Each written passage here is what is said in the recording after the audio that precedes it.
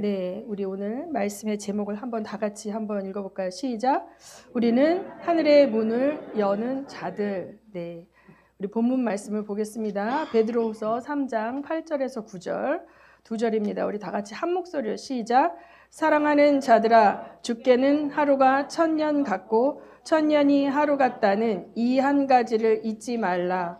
주의 약속은 어떤 이들이 더디다고 생각하는 것 같이 더딘 것이 아니라 오직 주께서는 너희를 대하여 오래 참으사 아무도 멸망하지 않고 다 회개하기 이르기를 원하시느니라. 아멘. 네.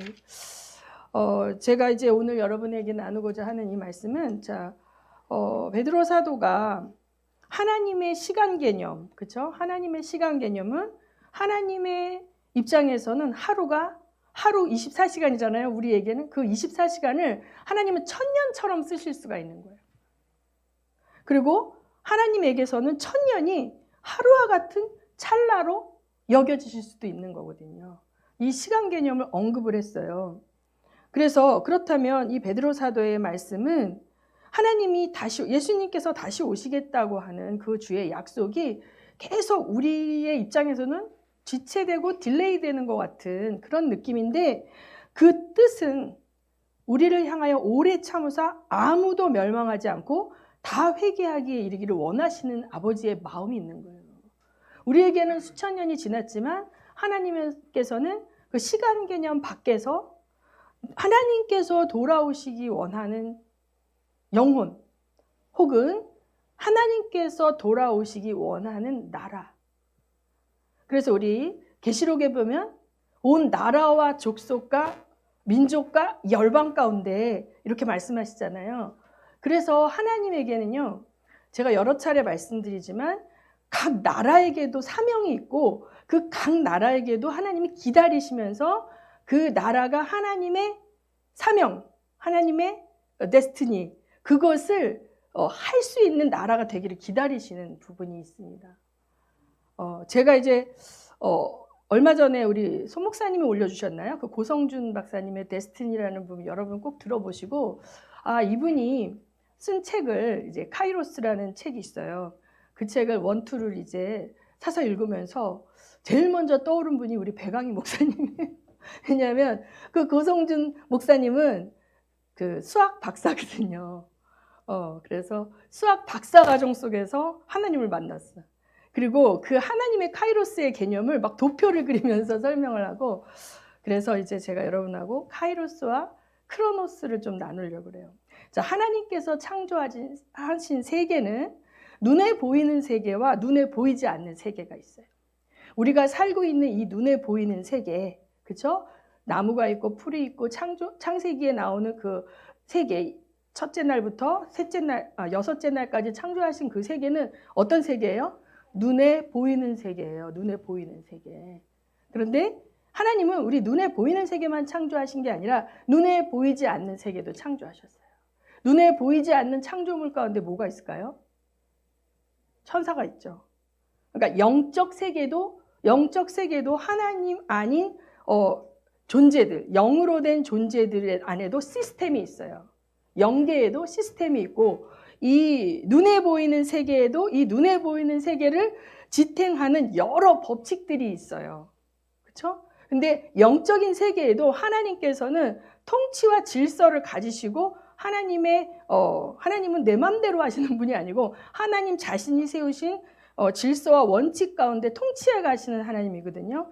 그래서 영적 세계에도 하나님께서 다스리고 계신 거예요. 눈에 보이는 세계와 눈에 보이지 않는 세계를 다 다스리고 계신 거예요. 하나님께서는 눈에 보이는 피조물도 지으셨고 눈에 보이지 않는 피조물도 지으셨습니다. 그렇죠? 그래서 눈에 보이는 세계를 지탱하는 여러 법칙들이 있어요. 여러분, 물리 시간에, 물상 시간에 배웠던 법칙 있잖아요. 만유인력의 법칙이라는 것도 있고, 만유인력의 법칙이 뭡니까? 내가 여기서 이걸 던지면 이게 땅으로 떨어지게 돼 있어요. 하늘로 올라가지 않아요. 자, 그래서 눈에 보이는 세계를 지탱하는 법칙들은 만유인력의 법칙이 있고요. 질량 보존의 법칙이 있어요. 또 우리 몸을 움직이는 시스템이 있습니다. 정말 제가 학교 다닐 때 생물을 진짜 좋아했고, 우리 최영주 집사님 생물 전공하셨잖아요.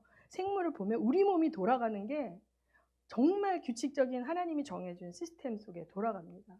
우리 여성들의 몸은 호르몬의 주기를 따라서 아이를 가질 수 있는 시스템이 됐다가 그가 아니면 다시 다른 시스템으로 전환이 돼요. 가을이 되면 여러분 식물의 엽록소가 적어지면서 어떻게 돼요? 단풍이 들잖아요.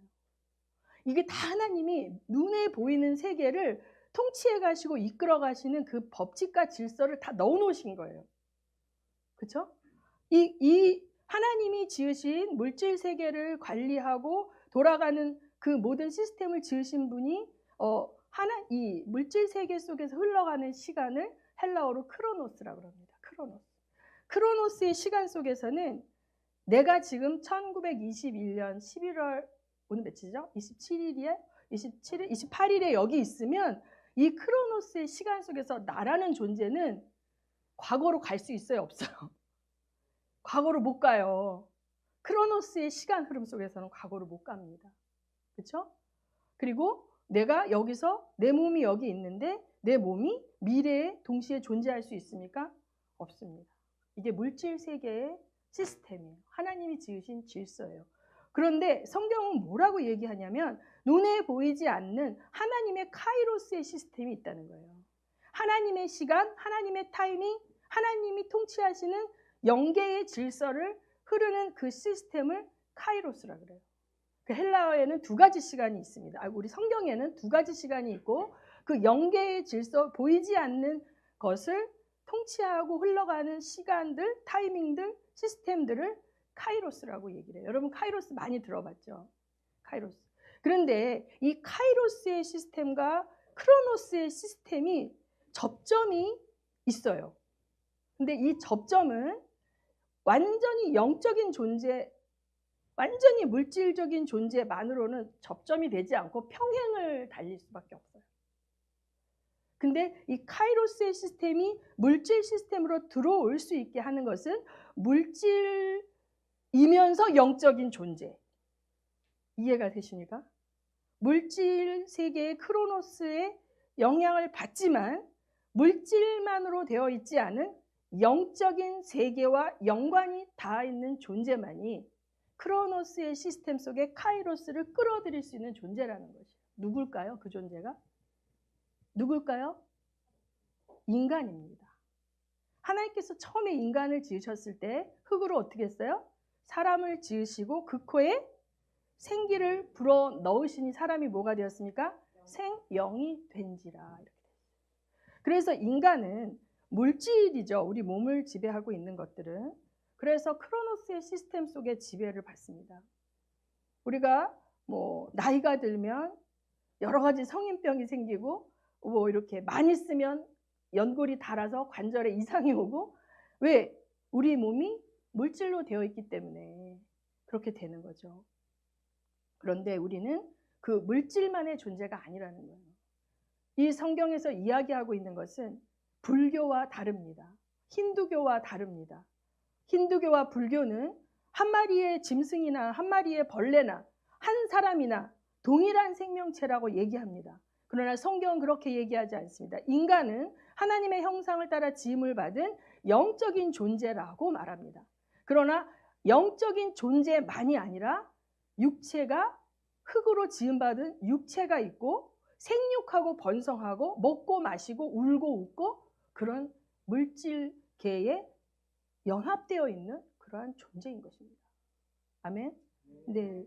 그래서 우리가 이제 눈에 보이는 흘러가는 시간들을 살고 있는 우리가 하나님 백성이 되게 되면 이 카이로스의 시스템에 영향을 받을까요? 안 받을까요?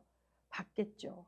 왜냐하면 아담에 의해서 죽었던 영, 아담에 의해서 아담의 범죄함으로 말미암아 아담이 이제 어떻게 됐습니까? 하나님의 영광이 떠나고 그 영이 죽은 상태가 되면서 철저하게 육적인 존재 크로노스의 지배를 받는 존재가 됐는데 사실은 하나님의 영계 안에 하나님을 반역한 영적인 존재들이 있는 거죠.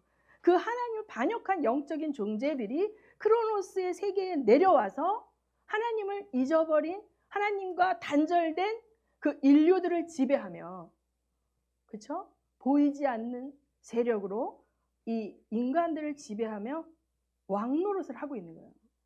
우리를 지으신 하나님 아버지의 통치와는 전혀 다른 통치를 하며 하나님의 형상인 인간을 자신들의 포로로 만들어서 살고 있는 것이 예수님이 오시기 전까지의 인류의 상태였던 거죠. 예수님께서 오셔서 어떻게 하셨습니까? 그 불법으로 탈취한 영계의 반역자들을 이제 정죄하시고 그들이 탈취해갔던 쿠데타에 의해서 탈취해갔던 권력을 다시 취하여 오셔서 그 권세를 어디에 주셨습니까? 마태복음 16장 10절에 보면 교회에게 주신 거예요. 주님이 가지고 계신 그 권세를 부활 승천하시면서 성령을 통하여 이제 예수 그리스도를 메시아로 믿는 교회 공동체 안에 그 권세를 다시 되찾아 주신 줄 믿으시기 바랍니다.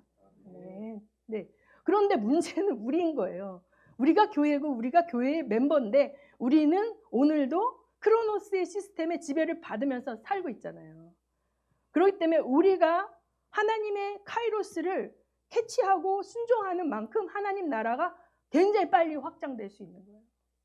그런데 우리가 계속적으로 우리의 시야와 시선이 카이로스의 하나님을 잊어버리고 그렇죠? 하나님 만나기 전에 철저하게 통치받던 물질 세계의 시스템과 경험과 가치관에 지배당하면서 오늘 하루를 살아내고 견뎌내고 하면 하나님의 카이로스의 그 시스템이 이 땅 가운데 들어와서 펼쳐지는 것이 굉장히 어려워지는 거죠. 그래서 이제 우리 히브리서 1장 10절에서 14절 한번 읽습니다. 여러분 시작. 히브리서 1장 10절에서 14절입니다. PPT 넘겨주세요. PPT 히브리서 1장 10절에서 14절 시작.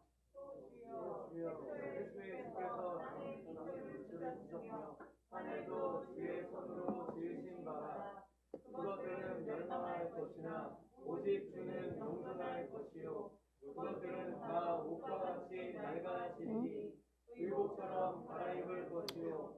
그것들은 이게 지금 죄송합니다. 이게 히브리서 잘못됐네요. 이게 히브리서 말씀이 아니고 시편 말씀인데 자, 이 본문이 조금 달랐어요. 이거 시편인데 자, 이제 뭐냐면 하나님께서는 이 히브리서 1장 말씀은 보이는 세계와 보이지 않는 세계를 창조하셨다 그 말이고 하늘에 있는 것들, 땅에 있는 것들 얘기하는데 하늘에 있는 것들은 뭐냐면 영적인 세계를 말하는 것이고 성경을 읽을 때 여러분이 땅에 있는 것들을 말하는 것은 뭐냐면 물질 세계를 말한다고 보시면 돼요. 본문 속에서. 자, 그런데 이제 지금 읽었던 말씀은 뭐냐면 예수 그리스도께서 모든 천사들을 얘기합니다. 천사들은 영계에 존재하는 보이지 않는 세계 하늘에 존재하는 존재들인데 14절을 봅니다. 시작. 모든 천사들은 뭐예요? 섬기는 영으로서 그렇죠? 누구를 섬겨요? 구원받을 상속자를 섬기라고 보내신 거라는 뜻이에요. 자, 그러면 자 보세요. 보이지 않는 세계에 존재하는 천사들이 누구를 섬기라고? 보이는 세계에 존재하는 구원 뭐예요? 받을 상속자. 우리는 구원 받았잖아요. 구원 받았는데 이 구원의 완성이 되면 우리가 어느 나라를 상속받습니까? 하나님이 통치하시는 하나님 나라를 상속받아요. 그렇죠? 그런데 자, 그 하나님 나라를 제일 먼저 상속받은 분이 누구세요? 예수님이죠. 예, 예수님이 하나님 나라를 통치하고 계셔요. 어디서? 보좌 우편에서 지금도. 그렇죠? 에베소서에 보면 우리가 보좌 우편에 예수 그리스도와 함께 앉혔도다. 십자가 사건으로 말미암아 쿠데타 권력을 다시 뺏어와서 하나님께서 지금 가지고 계시죠. 그런데 이 물질 세계 가운데 구원받을 상속자인 우리는 자, 물질 세계 속에 거하고 크로노스의 시스템 속에서 카이로스의 능력을 끌어내려 상속받을 연습을 해야 되는 거예요. 그렇죠? 쿠데타 권력이 장악하고 있는 이 크로노스의 시스템 속에 카이로스의 시스템을 끌어내려 하나님 나라를 확장시키고 하나님 나라를 세팅하는 일을 누가 합니까? 교회가 하는 거예요. 교회가 하는데 그 교회라는 이 집합체가 아니라 교회 안에 들어가면 누가 있습니까? 목사님이 계시고 사역자가 있고 성도들이 있죠. 그럼 목사님이 합니까? 아닙니다. 교회에 한 명 한 명 한 명의 성도들이 바로 그 일을 하는 것입니다. 아멘. 그래서 여러분이 사는 삶이 바로 그 일을 하기 위해서 사는 삶인 줄 믿으시기 바랍니다. 아멘. 자, 골로새서 1장 14절에서 23절을 다시 한번 읽습니다. 자, 제가 먼저 읽습니다. 그 아들 안에서 우리가 속량 죄 사함을 얻었도다. 시작. 그는 보이지 아니하는 하나님의 형상이시요 모든 창조주와 먼저 나신 이시니 만물이 그에게서 창조되되 하늘과 땅에서 보이는 것들과 보이지 않는 것들과 혹은 왕권들이나 주권들이나 통치자들이나 권세들이나 만물이 다 그로 말미암고 그를 위하여 창조되었고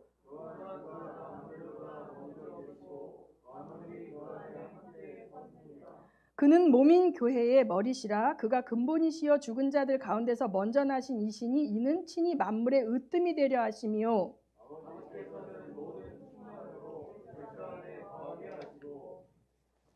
자, 그의 십자가의 피로 화평을 이루사 만물 곧 땅에 있는 것들이나 하늘에 있는 것들이 그로 말미암아 자기와 화목하게 되기를 기뻐하심이라.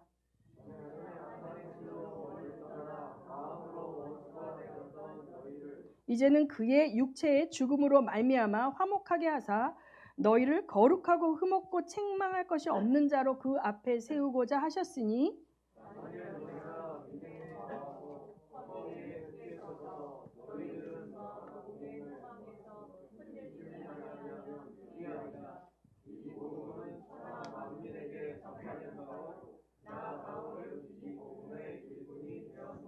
네, 아멘. 자, 이 본문에 보면 제가 설명한 게 나오죠. 자, 여기서 그는 예수 그리스도예요. 그렇죠? 예수 그리스도는 피조물이 아닙니다. 모든 피조물 이전에 계셨던 분인데 그는 하나님의 형상입니다. 근데 그가 이제 창조주와 함께 눈에 보이는 모든 세계를 창조하셨을 뿐만 아니라 눈에 보이지 않는 세계도 창조하셨어요. 그렇죠? 하늘에 있는 것, 땅에 있는 것 창조하셨습니다. 그리고 이제 왕권들과 주권들이나 통치자들이나 권세도 창조하신 거예요. 이것은 뭐냐면 국가급 단위의 민족과 나라들도 사실은 예수 그리스도의 통치를 받도록 창조되었습니다. 그렇죠? 그런데 지금 어떤 나라는 아주 하나님을 반역하는 나라들이 있어요. 그렇죠? 그리고 하나님의 가치와 하나님의 그 어떤 그 통치를 그래도 받는 걸로 이제 세팅이 된 나라들이 있습니다. 그러니까 하나님은 만물보다 먼저 계시고 교회를 통해서 이제 나머지 끝까지 만민에게 복음을 전파함으로 말미암아 각 나라들도 하나님이 설계하실 때 주어졌던 사명을 감당하고 그 소속된 모든 한 사람 한 사람도 악한 행실로 하나님을 떠나 원수가 되었던 자들이 복음 안에서 화평케 되는 그러한 하나님의 나라의 통치를 받는 존재가 되도록 하나님 아버지의 뜻 가운데 그게 있어요. 그렇죠? 뜻 가운데 그게 있는데 아까 얘기했듯이 우리 히브리서 14장에 모든 천사들이 구원받을 상속자들을 섬기면서 그 일을 하는 거예요. 그러면 우리끼리 하지 않고 천사들이 필요한 이유는 뭐예요? 이 세상 가운데 있는 인간들은 영적인 존재이고 물질적인 존재 두 가지 속성을 가진 존재이기 때문에 이들의 구속을 위해서는 카이로스의 시스템에 의한 도움이 들어와야 되는 거죠. 그 도움이 들어오기 위해서 우리 안에 기지국 같은 것이 만들어져야 돼요. 그것이 우리 안에 성령께서 내주하시고 성령의 전으로 우리가 사는 것입니다. 성령의 전으로 성령께서 우리 안에 내주하시는 사람들은 우리는 카이로스의 시스템과 언제나 동역할 수 있는 준비가 된 거예요. 그렇죠? 그래서 이 천사들을 요청할 수 있는 권한도 있고 카이로스의 도움이 우리에게 부어질 수 있는 그릇이 되어진 것인 줄 믿으시기 바랍니다. 네. 자, 이 신약뿐만 아니라 구약에도 구속의 그 시스템과 하나님의 그 메시아가 오시기까지 하나님의 언약과 하나님에 대한 믿음을 붙잡고 상속시키면서 이어져 나가야 크로노스의 시스템은 어떻게 돼요? 과거로 못 돌아간다 그랬잖아요. 그러면 이 바통과도 같은 거예요. 이 하나님의 진리와 계시의 말씀과 하나님의 약속의 말씀을 내가 죽으면 어떻게 돼? 전달 안 하고 죽으면 끊치잖아요. 그러니까 이 시스템이 어떻게 해요? 언약의 가족들, 그렇죠? 어떤 공동체에 의해서 계승되어지고 상속되어져야 됐단 말입니다. 그렇죠? 그리고 여러분 아시다시피 아브라함의 가족을 통해서 그것이 상속되어질 때 야곱에게 하나님이 뭘 보여주냐면 카이로스의 시스템을 살짝 보여주시는 거예요. 하나님이 선택하신 동역자들은 이 눈에 보이지 않는 세계, 내가 살고 있는 하루하루의 삶에서 닥치는 그 세계가 아니라 눈에 보이지 않는 세계, 하나님이 통치하시는 세계가 있다라는 것을 경험합니다. 모든 구약의 하나님의 동역자들 것을 경험하는데 이제 제가 그 몇 가지 예를 보여드리겠습니다. 창세기 28장 16절에서 19절을 띄워주십시오. 자, 창세기 28장 16절에서 19절, 10절에서 12절 먼저 볼까요? 10절에서 12절. 자, 교독합니다. 야곱이 부엘세바에서 떠나 하란으로 향하여 가더니 한 곳에 이르러서는 해가 진지라. 거기서 유숙하려고 그곳에 한 돌을 가져다가 베개로 삼고 거기 누워 자더니, 다 같이 시작. 12절. 오늘 계속 자, 10절에서 12절 뒤로 하나 넘기시면 하나 더 뒤로 가보세요. 시작. 12절. 못 찾았어요? 제가 읽습니다. 꿈에 본즉 사닥다리가 땅 위에 서 있는데 그 꼭대기가 하늘에 닿았고 또 본즉 하나님의 사자들이 그 위에서 오르락 내리락 하고. 여러분 다 아는 사건이에요. 자, 베델이라는 곳에서 형한테 죽을까봐 도망가던 야곱이 너무 힘들어서 돌베개를 베고 잤어요. 그렇죠? 잤는데 뭘 봤어? 꿈에?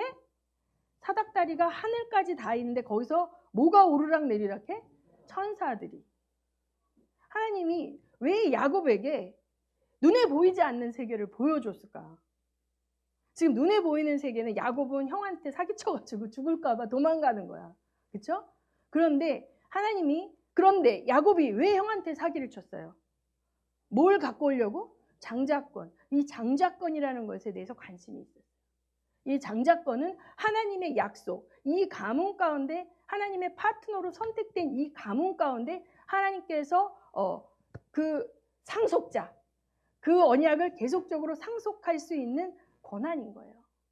근데 에서는 크로노스의 시스템 속에만 관심이 있는 사람이에요. 보이지 않는 하나님의 세상, 카이로스의 시스템과 카이로스의 시간들 상관없어. 관심 없어.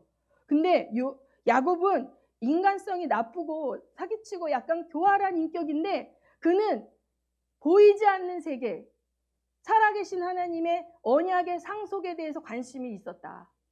그래서 그걸 너무너무 갖고 싶은 나머지 사기쳐서 갖고 온 거예요. 이건 잘못했지만 그랬을지라도 이미 상속자는 누가 된 거예요? 야곱이 된 거죠. 그렇기 때문에 야곱에게 이제 야곱의 인생 여정에 크로노스의 시스템에서는 부모 친척을 떠나서 고생하며 더부살이를 해야 되며 살아야 되는 야곱의 시스템 속에 그 사명을 잊지 않도록 하기 위해서 하나님이 눈을 열어 보이지 않는 세계를 보여줬어요. 천사들이 오르락 내리락 하는 것을 보여줬어요. 영계를 보여준 거예요. 영계를. 자, 그 다음에 야곱이 고백하는 거예요. 여호와께서 과연 여기 계시거늘 내가 알지 못하였도다. 이에 두려워하여 이르되 두렵도다 이곳이여 이곳은 다름 아닌 하나님의 집이여 하늘의 문이로다 하고. 그러면 잘못된 크로노스의 시스템을 생각한 사람은 야곱이 돌베개 베고 뵀던 그 공간이 하나님의 임재의 장소라고 생각하는데 그것이 아닙니다. 아까 누가 얘기했어요? 제가 얘기했죠. 물질 세계와 이 보이지 않는 영의 세계를 연결시키는 연결고리가 있어야 된다 그랬죠. 야곱이 떠난 그 땅은 연결고리가 있어요? 없어요? 없죠. 그렇다면 자, 하늘의 문을 여는 자는 누굽니까? 야곱이었던 거예요. 야곱이 있는 곳이 하나님이 카이로스의 시스템으로 들어올 수 있는 곳이었던 거예요. 이 공간, 크로노스의 세계 속의 공간에 거하는 영적인 존재, 그들이 하나님의 미션을 행할 수 있는 도구거든요. 그래서 하나님께서 야곱에게 그걸 보여주셨는데 야곱은 그런 거 모르겠죠. 그러니까 이곳이 베델이다라고 하고 본인은 갔습니다. 그러면 하나님은 거기만 계시고 야곱이 라반의 밑으로 들어갔을 때 하나님 함께 계시지 않았냐? 그건 아니죠. 하나님 다 지켜보셨죠. 야곱이 어떻게 임금을 착복당하는지 아시면서 초자연적으로 하나님이 야곱의 임금을 어떻게 해요? 다 되찾게 하시잖아요. 자, 주님은 어디에 임재해 계셨다? 야곱이 있는 곳에 임재해 계셨다. 자, 이사야서 6장 1절에서 4절 봅니다. 이사야서 6장 1절에서 4절 시작. 우시야 왕이 죽던 해에 내가 본즉 주께서 높이 드린 곳에 앉으셨는데 그의 모자라는 성전에 가득하였고 수락들이 모시고 섰는데 각기 6 날개가 있어 그 둘로는 자기의 얼굴을 가리었고 그 둘로는 자기의 발을 가리었고 그 둘로는 날며 서로 불러 이르되 거룩하다 거룩하다 거룩하다 만군의 여호와여 그의 영광이 모상에 충만하도다 하더라.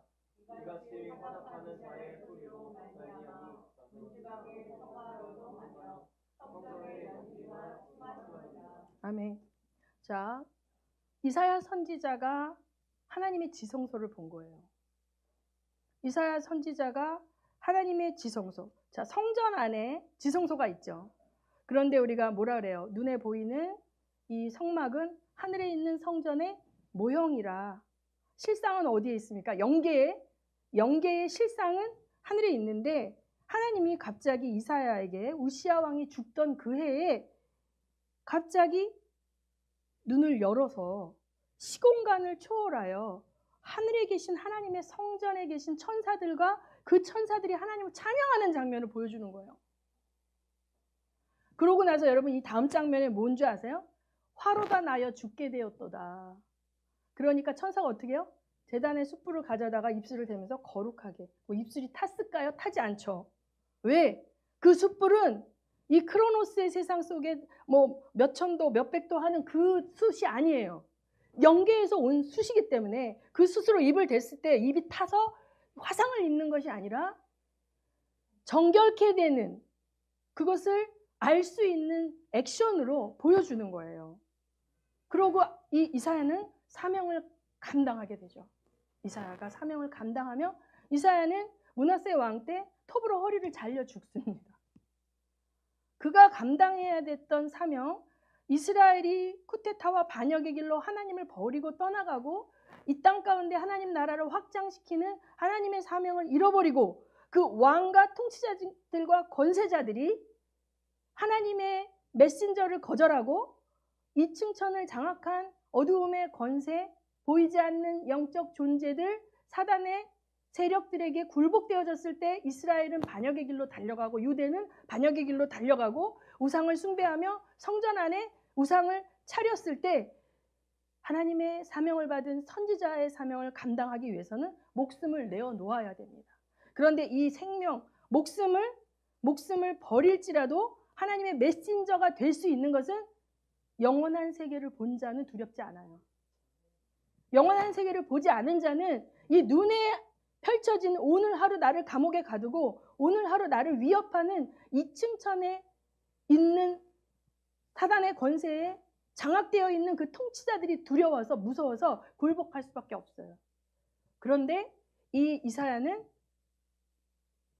영계 2층천이 아닌 3층천에 계신 그 하나님의 지성소를 봤어요. 그 영원하시고 존귀하신 하나님이 얼마나 위대하신 분이시며 천사들이 그를 찬양하고 거룩하게 하는 그 장면을 목격한 이사야는 자기가 죄인임을 깨닫고 자기는 죽을 수밖에 없는 죄에 물든 존재라고 했는데 하나님의 정결 예식을 통해서 이제는 하나님의 사명자로 그 크로노스의 시스템 속에서 하나님의 메시지를 선포하는 자로 살 수 있었던 것입니다. 아멘. 한 가지 예를 더 보겠습니다. 에스겔서 1장 1절이에요. 에스겔서 1장. 시작. 30째 해 넷째 달, 내가 그발강가 사로잡힌 자 중에 있을 때 하늘이 열리며 하나님의 모습이 내게 보이니. 자, 에스겔은 포로로 끌려가서 포로들이 공사하고 있는 현장, 그곳에서 같이 거하면서 살던 제사장 가문의 선지자였죠. 근데 하나님이 그를 이제 사명을 감당하게 할 때 제일 먼저 그를 끌어내서 카이로스의 시스템 속에 있는 영계를 보여주는데, 하나님의 보좌와 그 보좌를 호위하는 천사들을 보는 거예요. 영의 눈으로. 자, 에스겔도 험악한 삶을 살았습니다. 그 시대가 하나님의 일을 하는 사람이 존경받고 누릴 수 있는 시대가 아니었어요.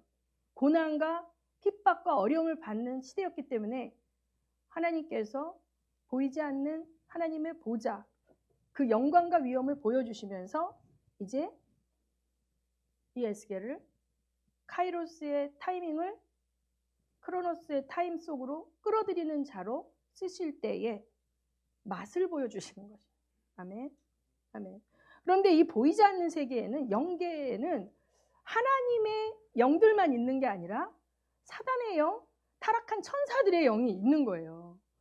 이제 그래서 크로노스의 시스템 속에서 광명의 천사를 가장하고 오는 악한 영들의 세력 속에 많은 하나님의 백성들이 미혹이 되어져서 자기들은 하나님을 섬긴다고 하나 실상은 우상을 섬기는 일들이 마지막 때에 벌어지고, 멸망에 가증한 것이 거룩한 곳에 서 있는데 그걸 열심히 섬기면 그게 하나님을 섬기는 거라고 속을 수가 있는 거예요. 그렇기 때문에 우리 믿는 사람들이 하나님의 그 계시의 능력, 영적 권세를 가지고 우리가 기름 부음을 받아야 되는 필요성이 여기 있습니다. 아멘. 자, 그래서 예수 그리스도께서 세례를 받으시고 오셨을 때 우리 어떻게 돼 있어요? 하늘이 열리며 성령께서 임하시면서 충만한 거죠. 하나님은 이제 우리에게 예수 그리스도의 남은 사명을 감당케 하신 거예요. 그러면 바로 우리가 하늘 문을 열고 크로노스의 시스템을 이 세상 가운데 끌어낼 수 있는 그러한 하나님의 동역자가 되어야 될 줄 믿으시기 바랍니다. 네. 자, 그런데 이제 우리가요, 크로노스의 시스템을 살고 하나님 일을 할 때도요, 시스템을 만들고 하지 않습니까? 우리 서진교회가 영계에 존재하는 게 아니라 물질 세계에 존재하죠. 망원동 몇 번지예요? 있잖아요. 여기 3층에 올라오면 있습니다. 그리고 우리 안에 목사님이 계시고 또 뭐 이렇게 다 이렇게 시스템이 있어요, 우리 안에. 근데 하나님이 이걸 흔드실 때가 있어요. 잘해서 굴러가던 시스템을 흔드실 때가 있는 이유는 뭔지 아세요? 여러 이유가 있습니다. 하나님께서 이 시스템만으로는 감당할 수 없고 더 큰 과제가 부여될 때는 이 시스템이 어떻게 해요? 다시 업그레이드 돼야 되는 거죠. 우리가 우리 시스템에 버거운 저런 어떤 믹서기를 갖고 있으면 자꾸 문제가 생기면, 우리가 더 많은 마이크를 쓰고 더 많은 악기를 쓰면 저 믹서를 더 용량이 큰 걸로 바꿔야 되는 것처럼, 우리 서진교회의 사명이 더 중대해지면 서진교회의 영적 레벨이 어떻게 돼요? 업돼야 되는 거거든요. 그런데 우리는 너무 익숙한 걸 좋아하고 안정적인 걸 좋아하고 세팅해 놓은 걸 바꾸는 걸 싫어해요. 그냥 세팅대로 가면 무리가 없거든요. 그럴 때 하나님 흔드십니다. 흔들어서 하나님께서 불필요한 것은 허무시고 다시 리세팅을 하시는 거예요. 이해가 되세요? 자, 그래서 히브리서 25장 28절을 보면 세 번역으로, 이거는 이제 여러 번 제가 여러분에게 말씀드렸는데 세 번역으로 읽겠습니다. 좀 어려울 수 있어서. 자, 세 번역으로 여러분 읽어보세요. 시작. 여러분 말씀하시는 분을 거역하지 않도록 조심하십시오. 그 사람들이 땅에서 권고하는 사람을 거역하였을 때에 그 벌을 피할 수 없었거든. 하물며 우리가 하늘로부터 권고하시는 분을 배척하면 더욱더 피할 길이 없지 않겠습니까? 그때에는 그의 음성이 땅을 들으셨지만 이번에는 그가 약속하시기를 내가 한 번 더 땅뿐만 아니라 하늘까지도 흔들겠다 하셨습니다. 이 한 번더라는 말은 흔들리는 것들, 곧 피조물들을 없애버리는 것을 뜻합니다. 그렇게 하는 것은 흔들리지 않는 것들이 남아있게 하시려는 것입니다. 그러므로 우리는 흔들리지 않는 나라를 가지니 감사를 드립시다. 그리하여 경건함과 두려움으로 하나님이 기뻐하시도록 그를 섬깁시다. 아멘. 자, 여기서 하나님이 땅에 있는 것들을 흔드시고 하늘도 흔드신다 그래요. 흔드신다 그래요. 흔드시는 이유는 뭐예요? 우리가 뭘 상속받기를 원한다? 흔들리지 않는 걸 상속받기를 원한다. 흔들리는 건 뭐예요? 땅에 속한 거예요. 흔들리지 않는 나라를 우리가 받아야 되는데 그 흔들리지 않는 나라가 뭐예요? 하나님 나라예요. 자, 하늘도 흔드시고 땅도 흔드시는데 아까도 얘기했지만 땅은 뭐예요? 물질 세계 크로노스의 시스템이 지배하는 물질 세계예요. 하늘은 하나님이 지으신 보이지 않는 영적인 세계를 말해요. 하나님이 영계도 흔드시고 이 물질 세계도 흔들어요. 지금 흔들고 계시지 않습니까? 코로나라는 우리가 생각하지도 못했던 걸로 온 세계를 흔들고 계시는 가운데 무엇이 흔들립니까? 교회들이 흔들리고 있어요. 교회들이 흔들리고 있는데 이 교회들이 흔들려서 없어지는 교회들 그리고 그 하나님의 미션을 감당하기를 두려워하여 그냥 나는 이제 사역자로 살지 않겠어. 혹은 나는 선교사가 아니야. 이렇게 물질 세계에 보이는 것들이 흔들릴 때 보이지 않는 것들을 포기하는 사람들은 보이지 않는 나라를 상속받을 수 있다 없다? 없는 거예요. 이 흔들리는 것을 통하여 하나님은 물질 세계와 하늘에 있는 것, 땅에 있는 것들을 흔드신다 그랬고 이 흔드시는 것들을 통해서 무너질 것들은 무너져야 되고 그 무너진 가운데 지혜로운 자, 카이로스를 경험한 자는 그 시스템을 경험한 자는 크로노스의 것들에 연연하지 않는 거예요. 하나 예를 들면 이제 제 동생이 우르무치 선교사였어요. 그래서 우르무치에 다니엘 학교라는 학교를 세웠어요. 그래서 거기에 선교사들을 이제 자녀들을 재교육하는 학교를 세워서 열심히 봉사를 했거든요. 그리고 너무 보람도 느끼고 어려움도 있었고 또 거기서 이제 만난 영혼들도 돕고 했는데 제 동생이 가장 힘들었던 거는 그 다니엘 학교가 문을 닫게 됐어요. 선교사들의 자녀 교육이 너무 중요하고 선교사들이 있어야 할 때 자녀들이 방치되는 것이 너무 어려웠기 때문에 이거 굉장히 중요한 일이고 그걸 했거든요. 그랬는데 너무 열심히 했는데도 그 학교는 문을 닫아야만 되는 상황이 온 거죠. 그래서 본인들이 세웠던 것이 다 허물어지고 아무것도 안 남은 것 같은 마음에 굉장히 어려움이 있었죠. 그래서 그들이 지금 무엇을 하고 있냐? 다니엘 학교는 없어졌지만 그들이 보이지 않는 하나님의 나라를 위한 확장의 삶을 살고 있을까요? 안 살고 있을까요? 살고 있어요. 그렇죠? 그 계기를 통해서 김충환 선교사는 들어와서 이제 그 신학대학원에서 선교학 교수를 하면서 다음 선교사들을 길러내는 역할을 하고 있고 또 아내 되는 제 동생 선교사는 다문화 가정을 돕는 석사 과정을 마치고 한국에 들어와 있는 중국 그 다문화 가정이나 다른 다문화 가정에 복음을 전하는 일을 하고 있는 거예요. 자, 보이는 시스템이 흔들릴 때 나는 망했다, 나는 실패했다가 아닌 거예요. 보이지 않는 시스템 속에서 그의 사명과 미션은 어떻게 된다? 계속된다. 다른 형태와 다른 버전으로. 이걸 모르면 내가 다 망했어. 하나님 어떻게 이렇게 하실 수가 있어요? 내가 이렇게 헌신해서 우리 가족이 이렇게 해서 이 학교를 세웠는데 어떻게 이 학교를 문 닫게 하실 수가 있어요? 이렇게 하면 상처받고 좌절하고 망가지죠. 그런데 하나님은 그러고 난 뒤에 지금 우르무치가 어떻게 됐습니까?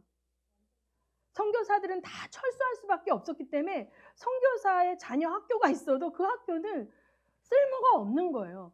그러나 그들이 심겨져서 이곳에서 다음 세대를 위하여 다른 형태로 그렇죠?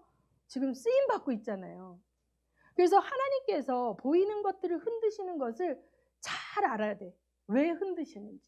하나님 리셋하실 때 그 리셋의 시스템에 잘 따라가야지 하나님이 허물어진 것을 내가 그 자리에서 다시 세우겠다고 하면 이게 시대착오적인 일들이 벌어지거든요.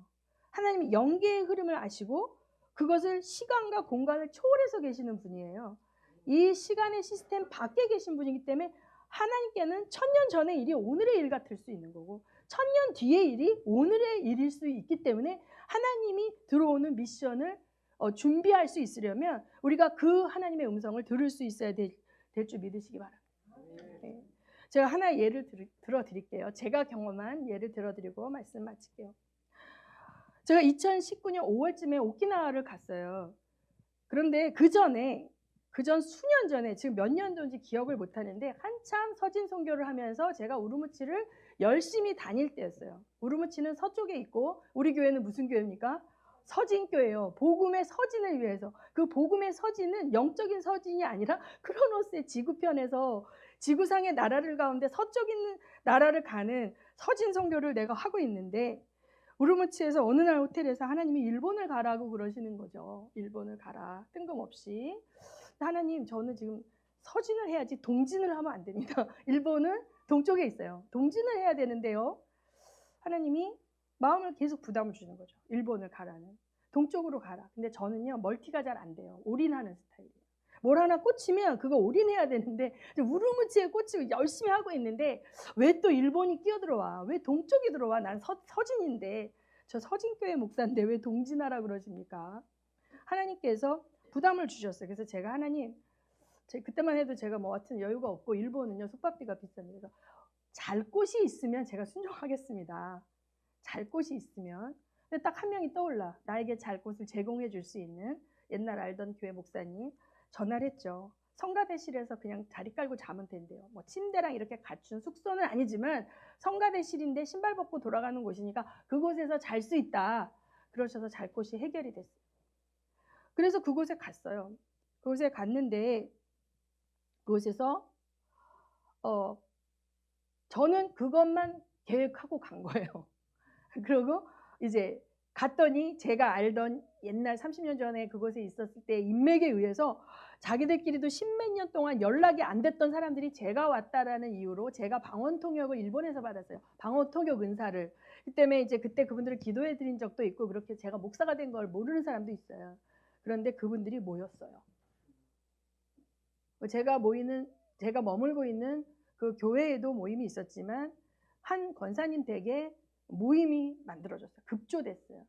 여러분도 들으신 이름이 있어요. 노구치 권사님이라고. 남편이 두 분 다 교포예요. 그러나 정말 진짜 딱 보면 전형적인 일본 사람의 삶이고 모습이고 이렇게 인격이에요. 그 노구치 권사님 댁에 이제 가서 기도 모임을 하게 됐고 집회를 짧게 하게 됐어요. 그러고 저는 이제 그 노구치 권사님 남편이 돌아가시고 얼마 안 됐어요. 근데 그분이 남편과 살면서 쌓였던 엄청난 상처와 아픔과 이걸 해결하지 못하고 있는 거죠. 근데 이 하나님의 나라에 있어서, 영적인 나라에 있어서 가장 문제가 되는 것은 용서하지 못함이에요. 사람이 됐던 국가가 됐던 단체가 됐던 용서하지 못하면 하나님이 자유롭게 일하실 수가 없거든요. 이분이 되게 하나님 사랑하는데 그 스토리를 들어보니 용서하지 못할 일만 했더라고요, 그 남편이. 그러나 용서를 선포할 때 그 묶였던 것이 풀어지고 이분이 엄청 은혜를 받았어요. 엄청 은혜를 받았고 저는 한국에 돌아왔습니다. 저는 그때까지 하나님이 이렇게 생각했죠. 하나님이 그 영혼들을 너무 돌보고 싶은데 그곳에 그런 사역자가 없어서 저를 이제 보내셨구나. 그래서 할렐루야, 하나님께서 그 일로 날 쓰셔서 감사하다 했는데 몇 달 뒤에 그분이 한국에 나오셔서 저를 만나자고 찾아오셨죠. 그러면서 나를 만나려고 일부러 안 와도 되는데 왔다는 거예요. 그래서 그분이 머무는 숙소 근처에 찾아갔더니 일본 돈 지폐로 찾아왔어. 그러니까 찾아서 200만 엔을 현금으로 갖고 오셨어요. 이걸 전달하러 자기는 나온 거래요. 남편의 그 보험, 남편이 해준 보험을 깨서 갖고 오신 거예요. 한국 돈으로 2천만 원이 넘는 돈이에요. 제가 받았던 헌금 중에 제일 많았던 액수인데 그분이 그걸 갖고 와서 뭐라고 얘기하냐면 이 반은 이스라엘 회복을 위해서 써주시고 반은 서진 선교를 위해서 써달라, 이렇게 얘기를 했어요. 그래서 그 1,000만 원 반은 100만 엔은 이스라엘에 들어가시는 분, 메시아닉 주 교회에 연관돼서 사역을 하시는 분에게 보냈어요. 그리고 나머지 100만 원은 이제 그 당시 최강주 선교사는 우르무치에 있었을 것 같고 아마 미얀마 선교가 막 태동하던 때여서 제가 그랬죠. 우르무치 우루무치에 심어달라는데 우루무치와 미얀마를 같이 심으면 안 될까요? 그랬더니 알아서 하시래요. 하여튼 미얀마도 우리보다 서쪽이잖아요. 그래서 이제 그걸 나눠서 심었던 기억이 나요. 그러니까 저는 자 동진하고 있는 게 아니라 서진하고 있는데 동쪽으로 가라 그랬어요. 이 음성은 어디서 온 거예요? 카이로스의 시간에서 온 음성이에요. 근데 저는 제 상식과 크로노스의 세계 속에 사는 나는 서진해야 되고 왜 뜬금없이 일본이야 했는데 저는 순종을 할 수밖에 없었고 순종을 했을 때 거기서 그 잃어버린 양과 같은 자를 도왔어요. 근데 거기서 뭐가 왔어요? 서진을 위한 물질이 왔어요. 하나님이 왜 일본에 있는 사람을 써? 그냥 서진에 있는 사람, 서쪽 나라에 있는 사람을 쓰는 게 아니라 동쪽에 있는 나라 이름을 썼어요. 제가 그렇게 기도하면서 하나님은 일본을 사랑하신다는 걸 알았죠. 일본이라는 나라는 하나님의 잃어버린 양인 거예요. 그 나라가 총체적으로 그 나라의 통치자들과 권세들이 하나님을 반역하고 있고 그 나라의 대다수의 사람들이 우상에 잠겨 있지만 그곳에 하나님의 말씀에 반응하는 숨어있는 바알에게 무릎 꿇지 않은 하나님의 성도들이 있는 거예요. 그래서 일본이 전체가 서진할 수 없다면 그 숨어있는 바알에게 무릎 꿇지 않은 그 소수의 사람들이 일당백으로 서진 선교에 동참하고 이스라엘의 회복에 동참하는 마중물을 심도록 하나님이 계획하신 거예요. 자, 이것을 크로노스의 관점으로 보면 사람들이 이렇게 생각해요. 아, 지금 교회가 선교 헌금이 많이 필요하다. 그러니까 문 목사가 일본에 가서 돈이 많은 노고치 권사님을 설득해서 선교 헌금을 타갖고 와서 심었다. 이건 크로노스의 논리예요. 그렇죠? 그런데 하나님이 하시고 제가 알아요. 여러분은 저를 안 믿을 수도 있어요. 그러나 저는 하나님 앞에서 분명히 알아요. 저는 일본에 갈 계획도 없었고 일본에 왜 가는지도 몰랐고 일본에 가서 누구를 만나야 되는지도 아무 계획이 없었어요. 그 모든 것은 카이로스의 시간 속에서 하나님의 시간표가 진행하신 것이고 하나님의 사람들이 순종했을 때 진행이 되어진 거죠. 그리고 저는 거기서 헌금 얘기를 하지 않았습니다. 그 묶인 자들, 용서하지 못하는 원통함에 묶여있는 자들에게 용서만이 살 길이고 용서만이 당신이 사명을 감당할 수 있는 새로운 인생을 살 수 있는 길이라고 얘기하고 그가 순종했을 때 그 원한 맺힌 그 결박을 함께 기도해서 끊어주고 왔을 뿐이죠. 그가 은혜를 받은 그분이 갑자기 20년 동안 연락이 없던 한 하나님의 동역자가 와서 자기가 가장 혼자의 힘으로 해결할 수 없는 그 원통함을 풀지 않고 남편을 죽었지만 용서하지 못하는 그것을 같이 기도로 해결해 주고 갔으니 하나님의 은혜라고 느끼지 않았겠습니까? 그 하나님의 은혜를 내가 어떻게 갚고 싶을까요? 어떻게 갚기 원합니까? 하나님, 저는 하나님께 이 은혜를 갚고 이 감사함을 표현하고 싶습니다라고 했을 때 너 그 연금 있잖아. 그 연금 있잖아. 그러니까 이분이 알고 봤더니 아주 초창기 믿을 때부터 이스라엘의 회복에 대해서 되게 관심이 많으셨던 거예요. 그래서 그 물질을 가지고 송금을 하게 되면 뭐가 남을까 봐 자식들이랑 뭐랑 이렇게 할까 봐 현금으로 찾아서 들고 오신 거예요. 저한테 이렇게 주려고. 하나님은 그 전체적인 국가적으로 하나님을 떠난 것 같은 그 일본이라는 나라 속에 있는 하나님의 백성을 통해서 시드머니를 심게 하셨고 그 나라도 내가 돌아오길 기다리고 있다. 그 나라도 내가 사용하기 원한다. 순종하는 단 한 사람이라도 있다면 내가 그 나라를 기다릴 수 있다. 이걸 보여주신 거거든요. 그래서 하나님은 일본을 대표해서 일본의 중보자 노구치 권사님을 통해서 서진 선교에 시드머니를 심게 하셨습니다. 아멘. 그런 경험이 있었기 때문에 2018년에 오키나와로 가라 이렇게 말씀하셨을 때 네, 가겠습니다 할 수밖에 없었어요. 그런데 당장 갈 수가 없어서 몇 달을 지났는데 2019년이 되니까 제가 이제 빨리 순종하지 않으면 안 되겠다라는 그런 마음이 들어서 아마 2019년 5월 달쯤에 이제 저희 기도팀들한테 이제 광고를 하고 기도해 보시고 자원하는 분으로 팀을 짰습니다. 근데 저는 도쿄에 살았기 때문에 도쿄는 제가 다닐 수 있지만 오키나와는 제가 가본 적도 없는 곳이고 정말 너무 모르거든요. 그래서 딱 생각하니까 일본을 중보하는 분이 있거든요. 제가 잘 아는 우리 홍경희 권사님. 일본을 이제 오키나와부터 홋카이도까지 이렇게 정말 다니면서 그 나라를 위해서 기도하시는 분이 생각이 났어요.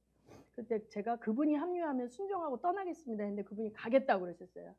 그래서 이제 진행이 됐는데, 그래서 진행을 했는데 이분이 못 간다는 거예요, 중간에.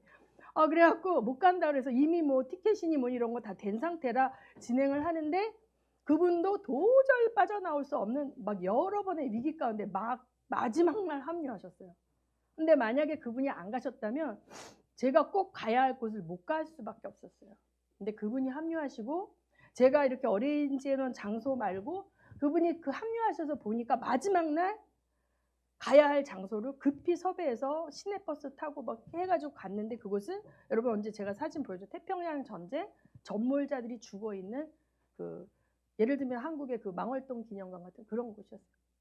그곳에 가서 엄청난 숫자의 이름들이 써 있어요. 전몰자들.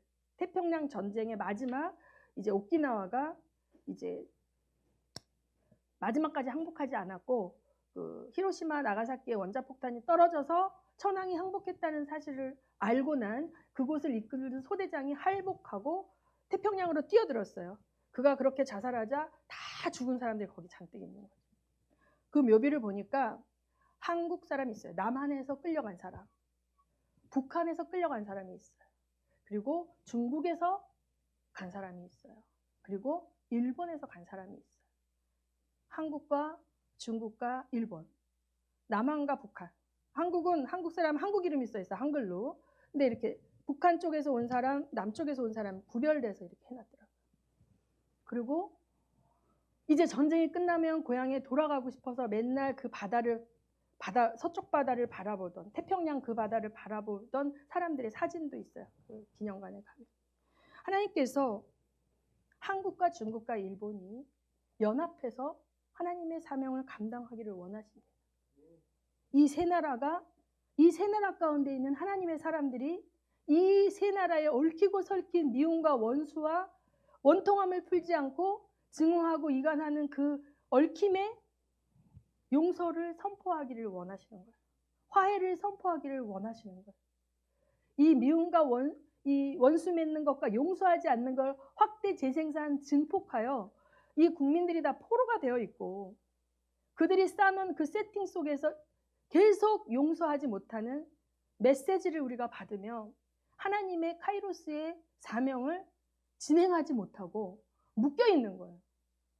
그때 우리 그곳에 가서 선포했습니다.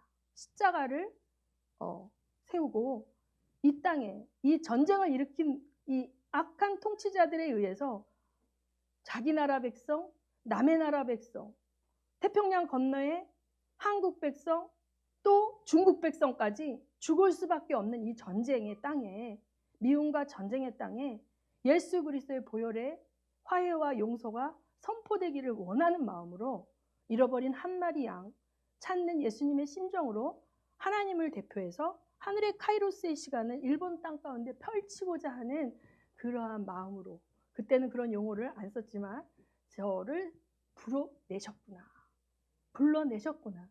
그래서 순종하는 한 사람이 보이지 않는 영계를 움직이는 놀라운 모멘텀을 제공한다는 걸 알으시기 바랍니다. 음부의 권세를 가진 자들은 아직까지도 미움과 증오를 부추기고 원수 맺기를 종용하며 우리를 포로로 만들어놔요. 친일과 반일 카드만 쓰면 대한민국 사람들은 욱 하고 일어납니다. 그러면 정치 세력을 결집할 수 있습니다. 이번 선거에도 반드시 친일 반일 카드는 써먹을 거라고 저는 봅니다. 그러나 하나님은 하나님을 대표하고 하나님의 메신저로서 하늘의 대사된 우리가 용서합니다, 사랑합니다, 화해합니다를 선포해 주기를 원하시는 거예요. 역대하 7장 14절을 한번 읽겠습니다. 역대하 7장 14절 시작. 내 이름으로 일컫는 내 백성이 스스로 낮추고 기도하여 내 얼굴을 찾으면 내가 하늘에서 듣고 그들의 죄를 사하고 그들의 땅을 고칠지라. 자, 하나님이 어디서 들으신대요? 하늘에서 듣고. 어디를 고치신대요? 땅을 고치시는 거예요. 자, 카이로스의 시스템 속에 계신 하나님은 카이로스의 시스템은 하나님의 통치를 받고 있어요. 그런데 이 땅에 속한 자가 자기를 겸비하고 하나님이 원하시는 기도를 드릴 때 하나님은 어디를 고치신다? 이 물질 세상 크로노스의 시스템에 지배받는 이 땅을 고치신다는 거예요. 근데 그걸 할 자는 누구밖에 없습니까? 사람밖에 없어요. 근데 그 사람도 어떤 사람입니까? 하나님의 통치를 받는 사람만이 할 수 있어요. 하나님의 통치를 받는 사람만이 할 수 있어요. 자, 마태복음 18장 33에서 35절을 선포하겠습니다. 시작. 내가 마태복음 시작 18장 33에서 35절 시작. 내가 너를 제가 오늘 말씀을 너무 찾은 근거는 이것이 이상한 게 아니라 성경에 있다라는 걸 여러분에게 증명해 주기 위해서 맞았어요. 지금 나왔어요. 18장 시작. 내가 너를 불쌍히 여김과 같이 너도 내 동료를 불쌍히 여김이 마땅하지 아니하냐고 주인이 노하여 그 주제가 다 서로 그를 공주에게 넘기라. 너희가 각각 마음으로부터 형제를 용서하지 아니하면 나의 하늘 아버지께서도 너희에게 이와 같이 하시리라. 네, 마태복음 16장 18절에서 19절 있습니다. 시작. 또 내가 내게 이르노니 너는 베드로라. 내가 이 산석 위에 내 교회를 세우리니 음부의 권세가 이기지 못하리라. 내가 천국 열쇠를 내게 주리니 내가 땅에서 무엇이든지 내면 하늘에서도 내릴 것이요 내가 땅에서 무엇이든지 풀면 하늘에서도 풀리리라 하시고. 아멘. 자, 마음으로부터 형제를 용서해. 마음으로부터 하는 거예요. 마음으로부터.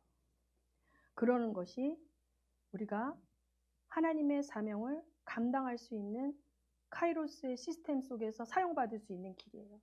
제가 상담을 공부했지 않습니까? 제일 안타까운 것은 가해자들은 회개를 잘해요. 근데 피해자들은 용서하지 못하기 때문에 또 회개하지 못하고 용서하지 못하는 게 죄라는 생각을 안 하고 그를 용서하면 뭔가 그에게 받을 빚이 없어진다고 생각해서 절대 용서하지 않고 붙들고 있는 가운데 포로가 되는 거예요. 어두움의 영에 포로가 되고 하나님의 사명으로 앞으로 나가지 못하는 거거든요. 그렇기 때문에 하나님이 용서하라고 하시는 이유는 그 용서의 대상이 아니라 그 명령을 받은 그를 위해서 사실은 용서하라 그러시는 건데 이 대한민국도 마찬가지죠. 우리는 교회입니다. 우리가 땅에서 풀면 우리가 물질 세계에서 풀면 어떻게 돼요? 영적인 세계에서 풀어지는 거예요. 천사들의 도움이 대한민국에 내려오는 거예요. 대한민국이 이제 과거에 묶여있는 것이 아니라 미래를 향하여 나아가 마지막 사명을 감당할 수 있는 나라가 되기 위해서는 우리 힘으로 안 돼요. 하늘의 영적 지원이 와서 이 사슬에 묶여있는 포로됨이 끊어내져야 되는 거죠. 그래서 우리가 용서를 선포해야 되는 것입니다. 자, 마태복음 5장 43에서 45절에 읽겠습니다. 시작. 또 내 이웃을 사랑하고 내 원수를 미워하라 하는 것을 너희가 들었으니 나는 너희에게 이르노니 너희 원수를 사랑하며 너희를 박해하는 자를 위하여 기도하라. 네, 됐습니다. 하늘에 계신 너희 아버지의 아들이 되리니 이는 하나님이 그 해를 아침과 선인에게 비추시며 이를 의로운 자와 불의한 자에게 내려 주십니다. 네, 하나님 아버지의 아들의 합당한 모습은 굉장히 이게 관건인 거예요. 관건인 거예요. 그래서 주님이 가르치신 기도에도 이게 꼭 들어가 있는 거거든요. 오늘 말씀을 이제 마칠 때 우리 주기도문을 한번 선포하고 기도로 들어가겠습니다. 그런 차원에서 제가 광주도 갔다 온 거예요. 지난주에 광주를 1박 2일로 갔다 왔는데 광주에 다녀온 간증은 따로 시간을 내서 하겠습니다. 하나님의 카이로스의 시간 속에서 이 크로노스의 시스템으로 주님이 오실 길을 예비하고 하늘문을 여는 것은 하나님의 통치를 이해하고 보이지 않는 세계와 보이는 세계 가운데서 그 보이지 않는 세계의 놀라운 능력이 이 땅 가운데 부어질 수 있도록 문을 여는 자들이 있어야 됩니다. 우리가 그 문을 여는 자들이 되기를 간절히 축원합니다. 자, 우리 주기도문 한번 선포하겠습니다. 주기도문 시작. 하늘에 계신 우리 아버지여, 이름이 거룩히 여김을 받으시오며 나라의 임하옵시며 하늘에서 이룬 것 같이 땅에서도 이루어지이다. 오늘날 우리에게 일용할 양식을 주옵시고 우리가 우리에게 죄 지은 자를 사하여 준 것 같이 우리의 죄를 사하여 주옵시고 우리를 시험에 들게 하지 마옵시고 다만 악에서 구하옵소서. 대개의 나라와 권세와 영광이 아버지께 영원히 있사옵나이다. 아멘. 아멘. 정말 하나님 아버지의 뜻이 보이지 않는 영적 세계에서 이루어진 것처럼 이 보이는 물질 세계 가운데 이루어지도록 쓰임받는 우리가 되기를 원합니다. 우리가 용서하지 못하고 있고 우리가 먹는 것에 연연해야 있고 무엇을 먹을까 무엇을 마실까 땅에 속한 것들에 매여 있으면 우리는 하나님의 사명자로 살아갈 수가 없는 것입니다. 우리 하나님의 사명자로 쓰실 수가 없는 것입니다. 그래서 주기도문에 합당한 삶을 매일매일 승리로 살아내시는 여러분이 되시기를 예수님으로 축원합니다.